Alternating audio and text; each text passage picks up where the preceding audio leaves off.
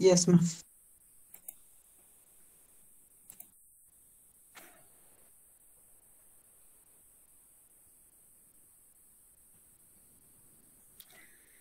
So we have discussed demand side inflation.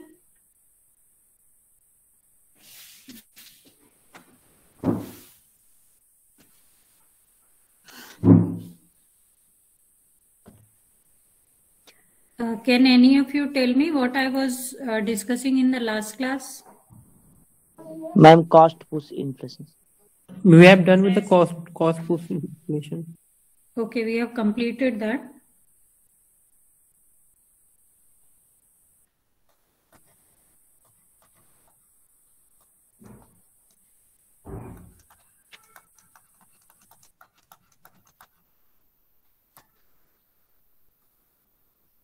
So, anyone has any question before we move further?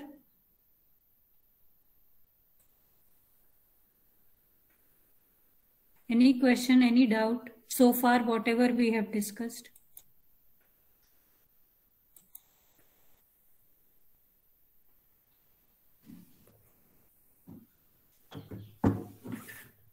कोई बात नहीं समझ में आई आपके तो बताइए.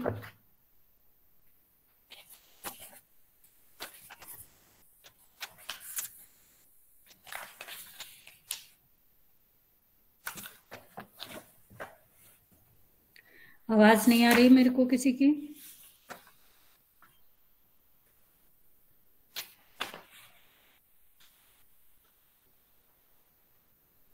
Have we discussed the diagram in the cost push inflation? Yes, ma'am. Okay.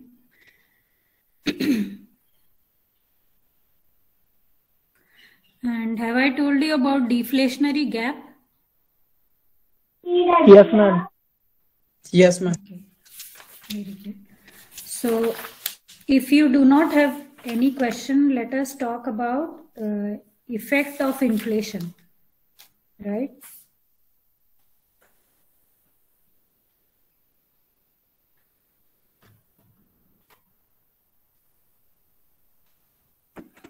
Good morning, ma'am. Good morning, ma'am. Good morning.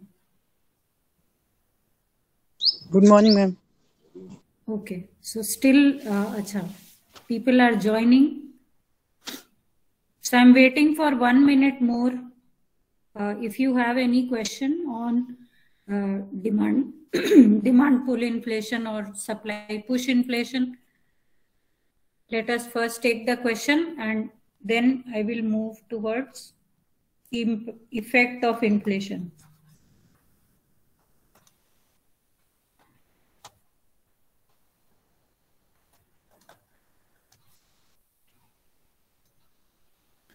Effect of inflation can be understood as impact of inflation or consequences of inflation or the changes which inflation brings in the economy or the way inflation affects the economic agents, various economic agents. As you have talked about, there are consumers, there is government, there are firms in the market, there is labor in the market, there is investor in the market, there can be savers in the market. Then when we talk about inflation and when we are talking about prices, you understand that prices affects everyone in the economy, whether it is at the retail level or whether it is at the wholesale level. Inflation, the effect of inflation or the impact of inflation is everywhere. So generally you will find that when we are talking about effect of inflation, it can be like categorized broadly into 2-3 aspects. One is the effect on production.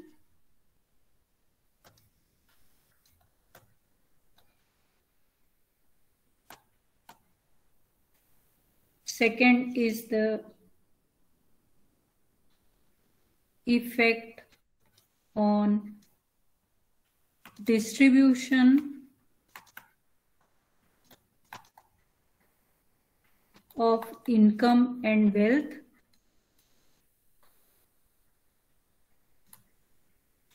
and then there will be some other effects in the economy.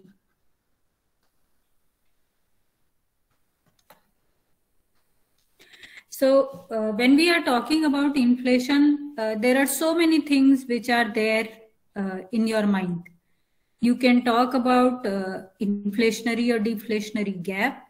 You can talk about wholesale price, retail price, consumer price, headline inflation, core inflation. There are several concepts which we have talked about. So regarding that, what we are trying to understand is that if we see that there are two broad activities in the economy, one is the production. On one side, production of goods and services is taking place. Think about the circular flow of income, right? When you talk about circular flow of income, on one side, there are people who are consuming. On the other side, people who are producing or people who are supplying. So on one side, the inflation will affect production, and on the other side, it will affect distribution of income and wealth. Why distribution of income and wealth? Because we are saying that whenever there is inflation, monetary value of every transaction goes up. Be careful about the terms which I am using, right? Pay attention to it. Monetary value of every transaction increases with inflation.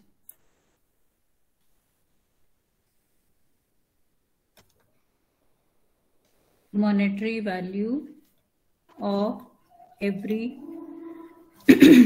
transaction increases with inflation.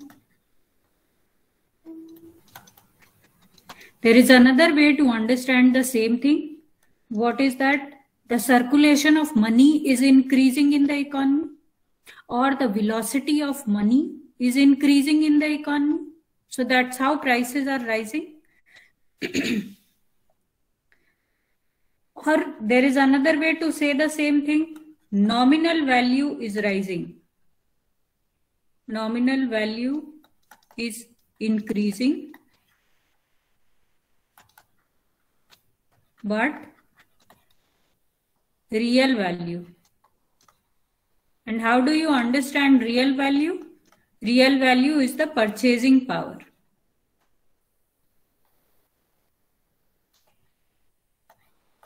So purchasing power is declining.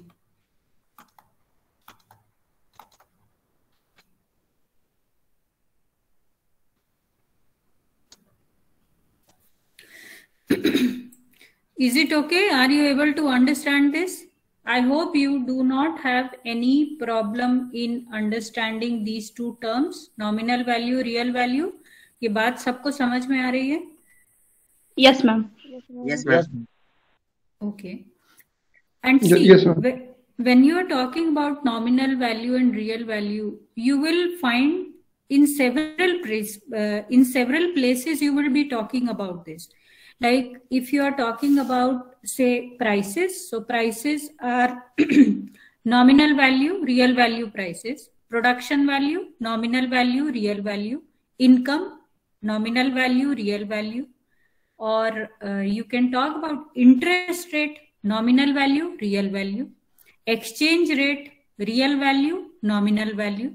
So nominal value, when you are talking in monetary terms, like you are saying 100 rupees. So this 100 rupees means you have 100 rupees in terms of units of money. Okay. Now, when you are talking about capacity of this 100 rupees to purchase anything, it can be any asset, it can be any good, or it can be any service, anything which this 100 rupees can purchase. that becomes the real value. So suppose you have 100 rupees, you want to save. So when you save, the amount which you get as the return on this 100 rupees, that becomes the real value of that saving. So generally when we are talking about transactions, you are generally referring to the nominal value. Okay, you are not talking about the real value. But when you are talking about nominal value, you have to always understand that this nominal value is Q into P. Okay, and this P is current. So if this is continuously rising, this value will also rise. So like right now, suppose you talk about your Indian economy. So currently the prices are rising. In most of the cases, the prices are rising. So when prices are rising, whatever quantity is there, when you will multiply by that price, that will always be rising. But if you talk about the real value, that is capacity to purchase, so quantity into price of base year you are saying. So you can always differentiate between these nominal values and real values, and therefore the effect on production, effect on distribution and income differs. Like for example, over the time period, GDP is rising. So you are always interested in understanding whether the GDP is rising in nominal terms or real terms. GDP is rising. GDP is the total amount of or total value of total market value of goods and services produced in the country. So from 1950-51 to 2020-21, GDP is continuously rising. The amount, the total value of goods and services produced is rising. Now this GDP rising can be divided into two parts: nominal increase and real increase.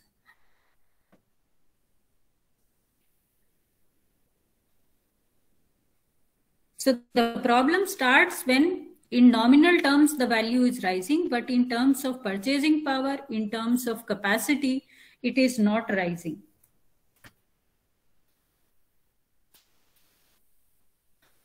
So now how do we understand the effect on production?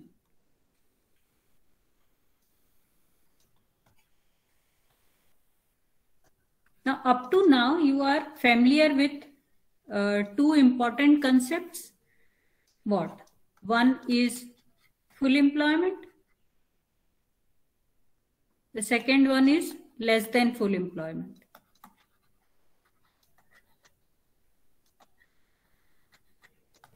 Full employment means there is a situation when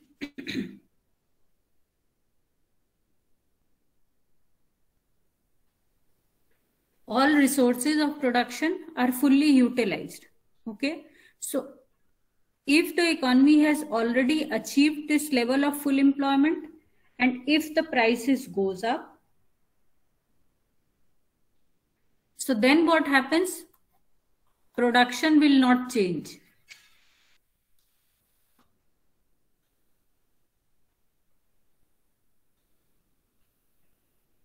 So even with inflation, if the economy is already at full employment, there will be no change in production.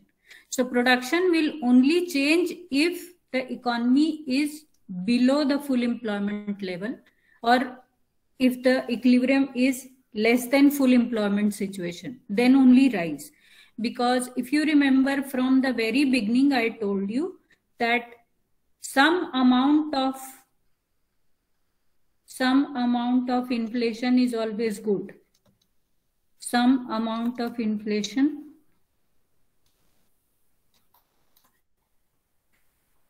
is always good. Now, what do you mean by good? So good means it is an incentive. It acts as an incentive for producers. Okay, because producers can expect that they will be getting good price for their production, and that is how they will keep producing, they will keep investing. So for firms or for the producers, some amount of inflation is always good, but it depends that this inflation will prove to be a boon or a bane on the condition of full employment. So if the economy is already at full employment, then inflation will act as disincentive. At full employment level, inflation becomes disincentive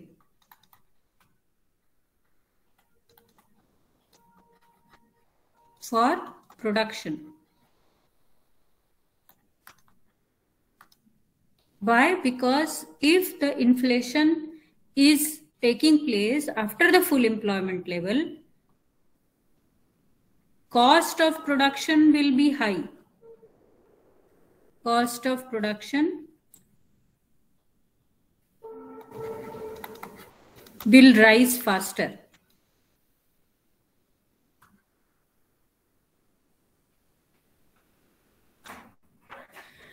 Because the prices are high, so every factor will demand a higher price, and therefore the production cannot be increased, or the production may not increase.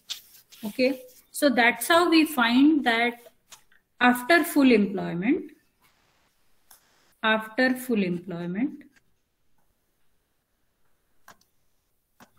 there is a trade-off between growth and inflation.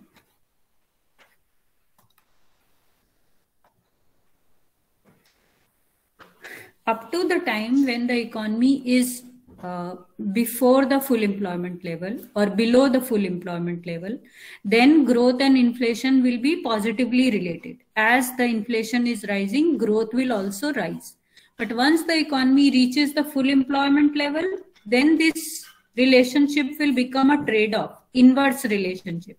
Higher the inflation, lower is the growth. Lower is the inflation, higher will be the growth.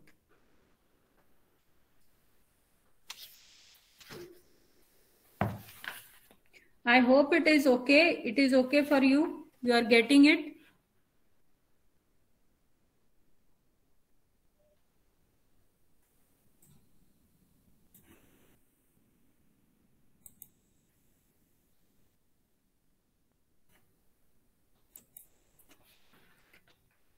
Now the second thing is distribution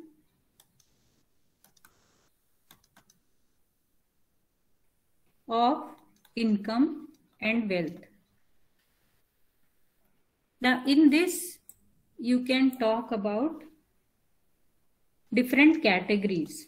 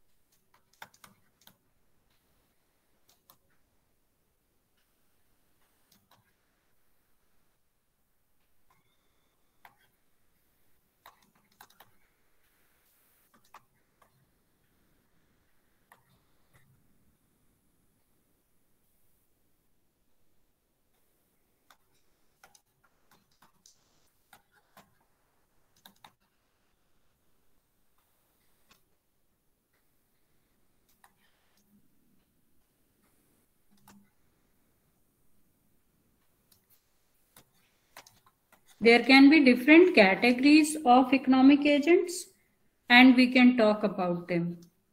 Self-employed people,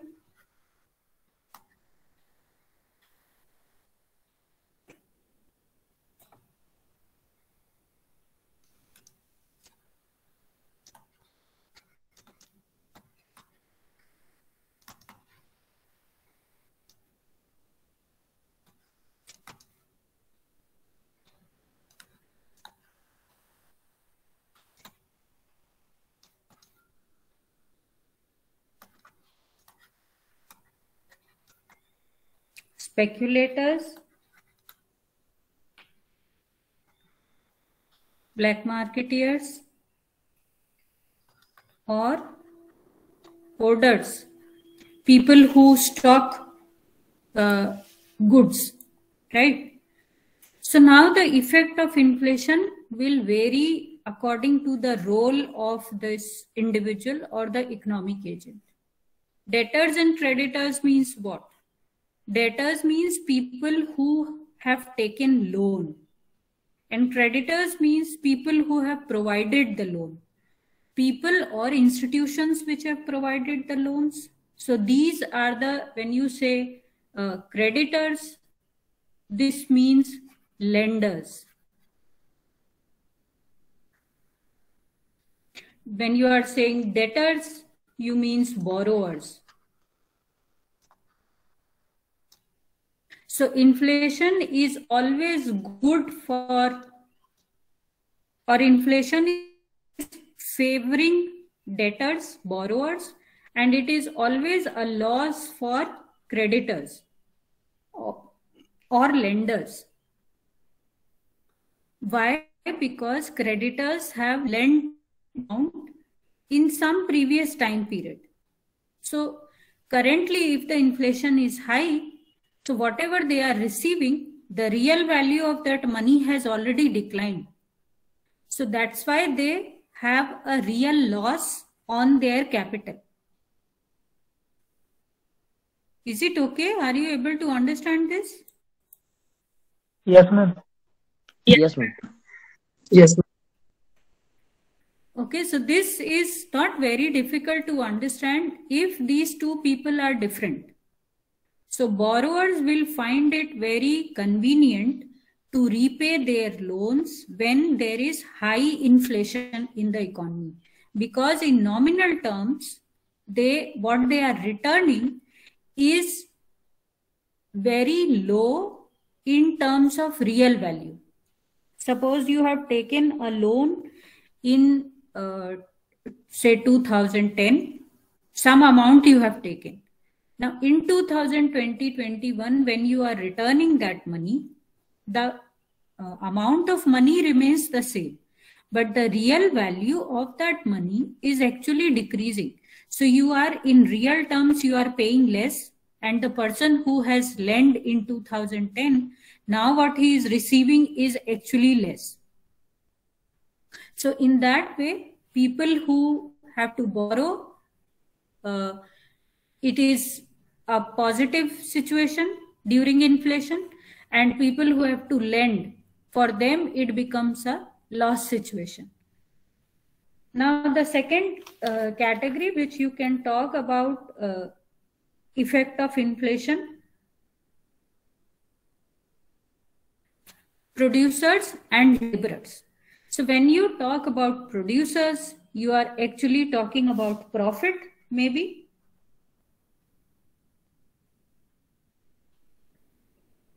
And when you're talking about laborers, you are talking about wages. Okay, so this is related to wages, and producers are related to profit. So if you are talking about profit, for profit, inflation is always good, because profit keeps on increasing. Price increase means profit is increasing. But if you are talking about wages, again, maybe the nominal wage is going up, but the real value of the wages is decreasing. So for laborers, it is always a bane or a disadvantageous situation, where with increase in prices, the real cost of living for laborers go up. You can talk about laborers, or you can use the word workers. So producers always gain during inflation, and laborers are always on a loss. Now this loss can be, first is the declining purchasing power or the rising cost of living, or it can be high level of unemployment also. Because when the inflation is quite high, unemployment will not rise faster. Why? Because I just told you, with inflation, cost of production rises. So producers will try to hire less and less amount of labor during inflation time period. Now the next group is the next category can be the fixed income group and the flexible income group. There are people who are working on fixed income, like per month they get a definite amount. That amount remains fixed. And there are certain people, for them month to month the income varies, or they are earning by multiple sources. So for fixed income group, it is always a loss. Okay, and for flexible income group, it is always a positive situation. So inflation is always good for people who are getting flexible income, whose income or payment is not fixed, is not a fixed amount. Okay, like for very simple, one simple example, if you talk about my salary, so my salary is a flexible income. Why? Because I receive DA, that is dearness allowance. Okay, so every time the inflation goes up, I am benefited because my DA in the salary goes up. Why? Because my income is flexible income. But think about the people who are teaching on a fixed level of payment. Okay, so for them, they are not receiving any DA. So they are having a negative impact of inflation. Or you talk about the people who are employed in the unorganized sector. So they are earning their income, say, on daily basis or weekly basis, or every day the price changes for them. So for them, it becomes convenient because every time the price goes up, they can make larger income. But for fixed income people who are earning, say, interest income, fixed income means they are earning a fixed amount or a fixed payment, or they are earning interest from the previous savings. So in that situation, this will become a negative, inflation will become a negative situation, or inflation will affect negatively because the real value will come down. Now the next category which you can think of is the investor of shares and debentures. People who are investing in share and debentures. Remember, when we are talking about fixed income, in some way we have talked about the savers. So investors of shares and debentures are different from the savers. You can see it here. I have written savers separately, and this is different. Everyone does not invest in share and debenture, but everyone saves in the economy. You also save, I also save. Everyone saves. Out of the income, there is always a saving. So people who are investing in shares and debentures, they are actually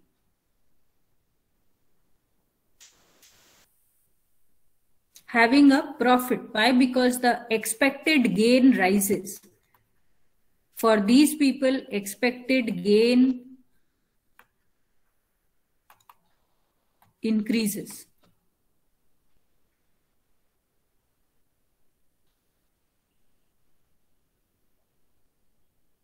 So again, it will depend on what type of investment is being made. If the investment is of fixed nature, then maybe the benefit will be low.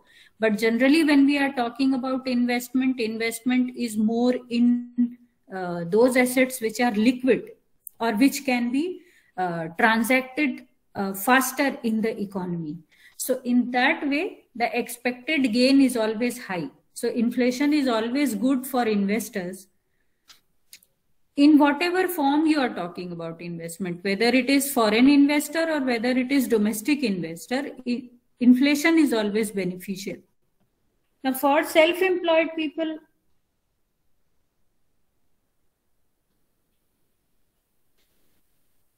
they have a loss due to inflation. Why they have a loss? Because it is their own business. So for carrying their business, they depend on other people, or for earning their livelihood, they depend on other people. Okay, so on one side they are receiving a higher price for their goods and services, but on the other side they are paying high also.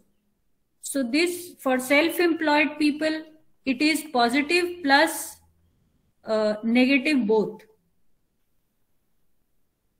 So self-employed people will receive a higher value for their service or for their supply, but they have to pay high also.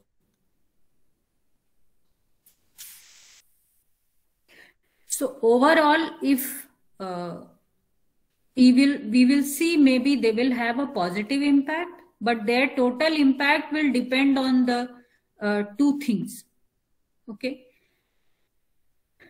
Then we can talk about savers and pensioners. They will be qualifying in this fixed income category. Pensioners are also, see, pensioners are those who have worked in previous years, but now they are receiving a fixed amount of income. So for them, there will be a value loss due to inflation. So for them, it is always a negative situation. Now for speculators, black marketeers, hoarders, it is always a positive situation, because with inflation, their profit increases, their incentive to hoard more increases. Is it okay so far? You are able to understand everything, I hope. Yes, ma'am. Yes, ma'am. कहीं कोई बात किसी को नहीं समझ में आई तो बताइए. मैम फिक्स्ड इनकम ग्रुप और फ्लेक्सिबल इनकम ग्रुप का फिर से एक्सप्लेन कर दीजिए. See, suppose there are two people. There is a contract worker.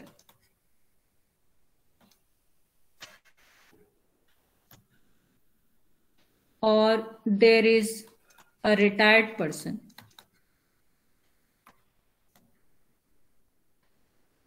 So they come under fixed income.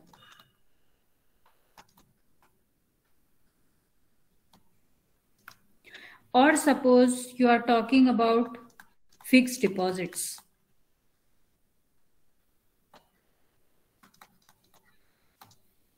Okay, so their amount, which is in form of return or which is the income, that remains fixed for a certain time period. Contract worker is a worker whose amount is already fixed, right? So he will receive a lump sum payment because he is paid in lump sum amount.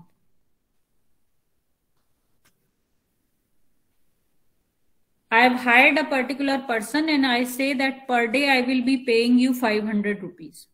So there is already a contract, no other benefit. Okay, I'm just saying that 500 rupees I will pay.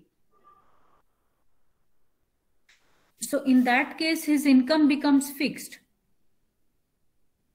Or say retired people who get a fixed income per month, or you have done a fixed deposit. So for a fixed deposit, the rate of interest, which is already decided at the time of making this deposit, that will remain constant.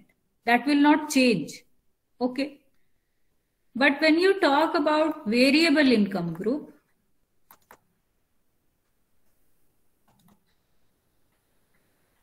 so it can be salaried people.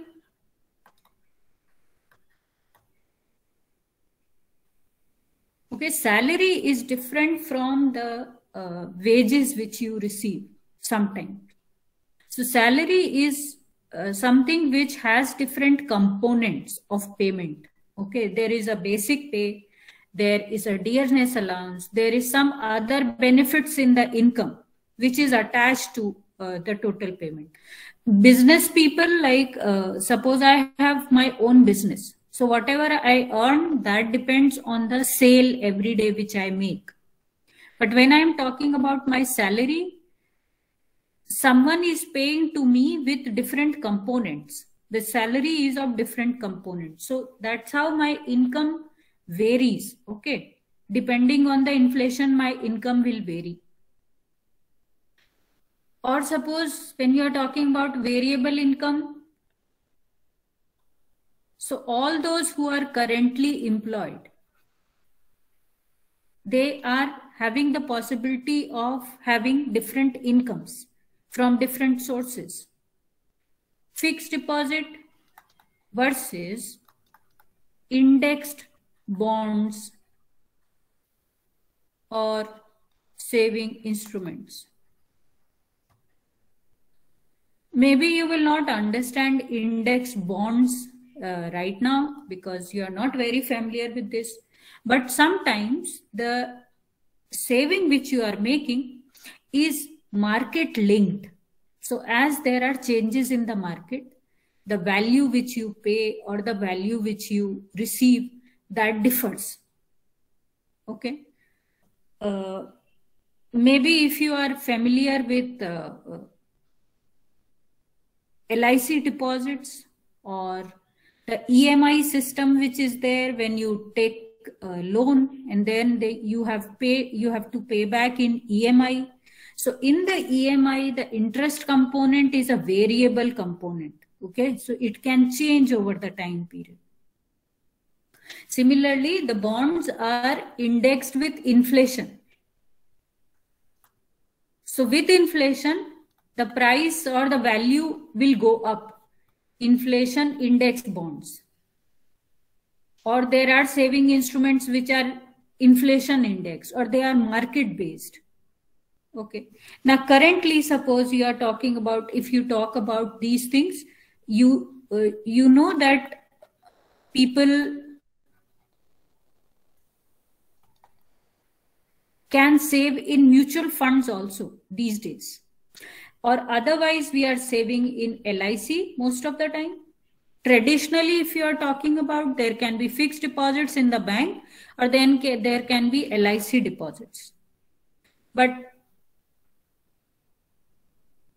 in the modern time period is from 1990s we are talking about.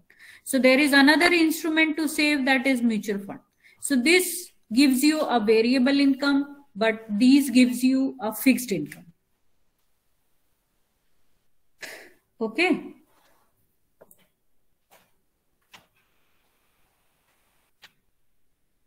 Ma'am, please once again repeat self-employed people. Self-employed people, there can be doctors, lawyers, businessmen,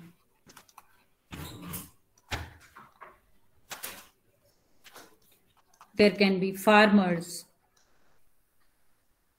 okay, or it can be different types of service providers who are working on their own. They are not employed by someone, but they are working on their own. Okay. So doctors always benefit with inflation because people are paying more. The prices of medicines go up. So if they are selling the medicines also, they will have a better situation during inflation.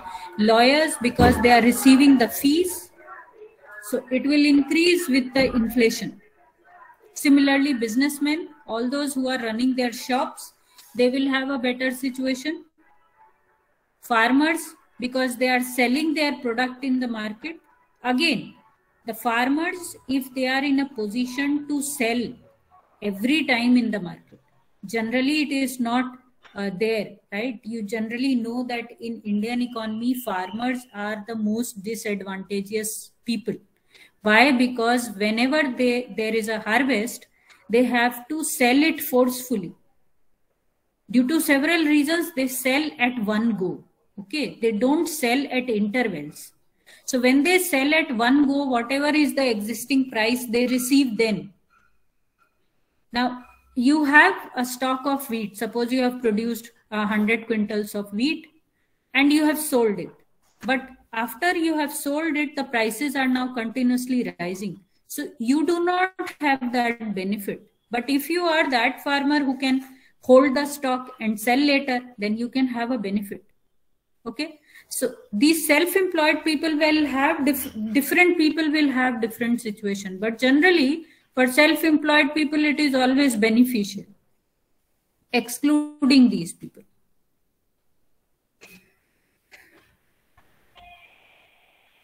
Is it okay now? Yes, ma'am. Yes, ma'am.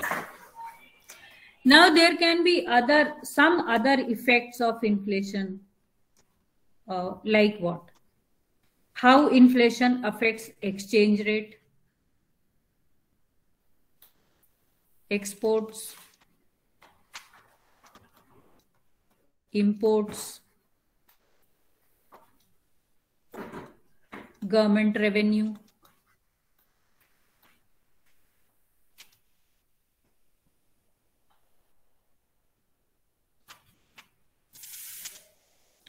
or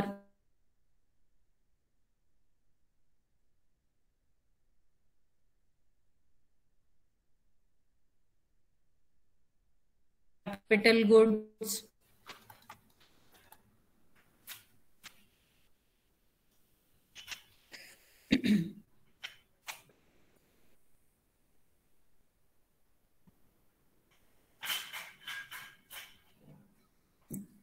or assets. So there can be different effect on these various situations. Okay, because whenever there is inflation, exports are negatively affected and imports are positively affected. Or exporters will be at loss and importers will be at benefit. Because exporters are those people who are selling outside.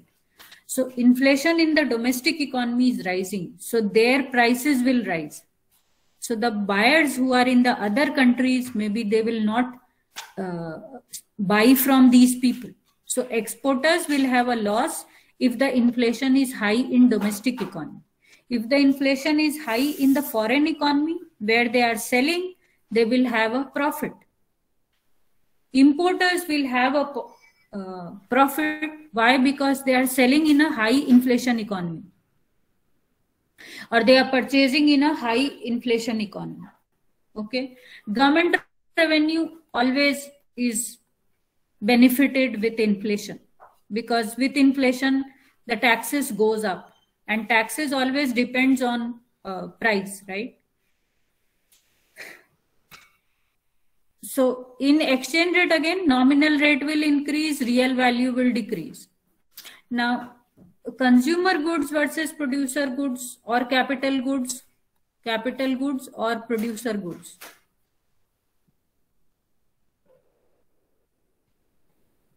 So now, due to inflation, what happens is that more and more assets or more and more investment takes place in this. So inflation is always beneficial for this sector, but inflation is always harmful for this consumer goods sector, because the prices are rising very fast. So the demand does not rise as fast, or it leads to forced savings in the economy, high inflation. So forced saving means that more demand for capital goods. So the capital goods sector is benefited and the consumer goods sector is having a disadvantage due to inflation. Okay. Similarly, assets. So with inflation, assets are always at better situation, because the prices, the nominal price of that asset will go up.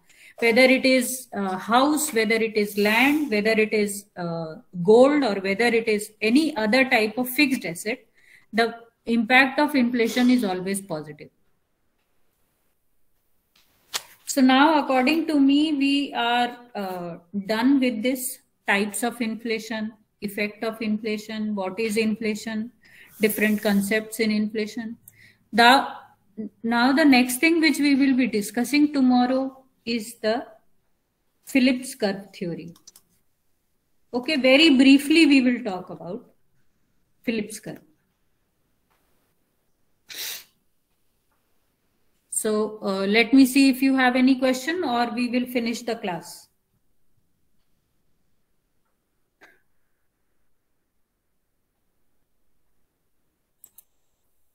Anyone? Any question?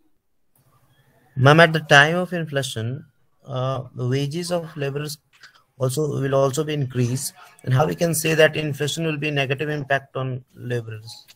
From the very beginning, I am telling you that always try to understand that with inflation, nominal value versus real value. So wages are rising, but wages are rising in nominal terms, okay? In real terms, wages are not rising because the prices of goods and services in the market is also rising. So maybe I was earlier receiving 500 rupees. Now with inflation, I am receiving 700 rupees. But the 700 rupees, when I take this to market and purchase goods and services, I'm getting less goods and services from 700. So that's how laborers are at a loss, because their real wages goes down. Their real purchasing power goes down. And this is applicable everywhere. Okay, ma'am. So that's why we say.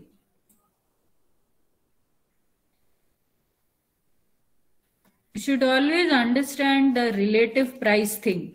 When you talk about inflation, you should understand that prices will rise everywhere. So on one side, there are firms, others, there are, in both the situations, for both of them, the prices is rising, okay? But what is rising faster?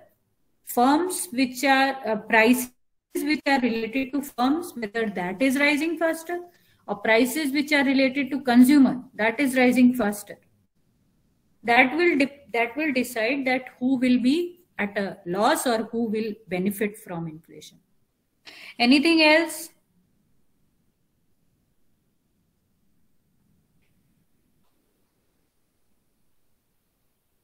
Okay, so please try to read something today. We will meet tomorrow.